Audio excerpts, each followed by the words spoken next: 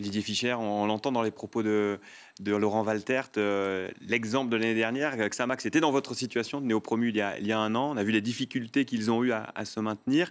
C'est un sacré défi de changer de division. Promotion, c'était il y a 2 mois. Puis il faut construire au niveau sportif, au niveau financier, au niveau logistique. Racontez-nous un petit peu comment vous avez fait. Ce qu'on a fait, on ne l'a pas encore fait. Pour l'instant, on a été promu. Maintenant, on découvre cette Super League avec beaucoup de bonheur.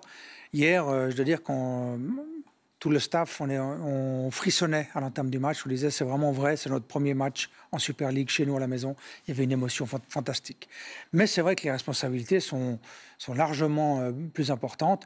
Alors, vous parlez de logistique, vous parlez de l'organisation, de la sécurité, des buvettes qui n'ont pas très bien fonctionné, malheureusement, pour le public, mais un défaut d'un de nos fournisseurs et rien à voir avec nous. Ensuite, au niveau sportif, expliquer qu'on va subir un choc.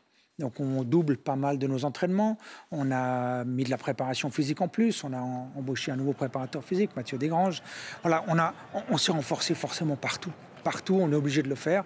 Et puis, on espère, et c'est ce que j'avais déclaré avant que la saison démarre, on espère dès le premier match voir si on est à 5 km de la cible ou à 200 mètres de la cible. Mais on n'a aucune idée. Dans toute la période de préparation, on n'a aucune idée. Les matchs amicaux ne sont pas faits pour ça. Les matchs amicaux sont faits pour tester un effectif, mais pas tester un niveau de préparation finale de l'équipe. Vous avez repris l'équipe en 2015, vous avez repris le club en 2015. Il était tombé en Promotion League, le Servette, 3e division. 24 heures après ce premier derby roman, pour vous, non pas le président, mais l'homme, Didier Fischer, qu'est-ce que vous avez ressenti ?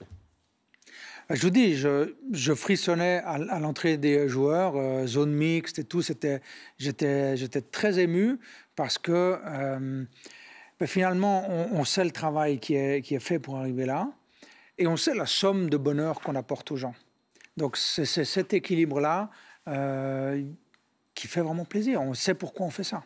Un petit mot sur le match d'hier, 0-0, 2 poteaux, c'est une petite déception ?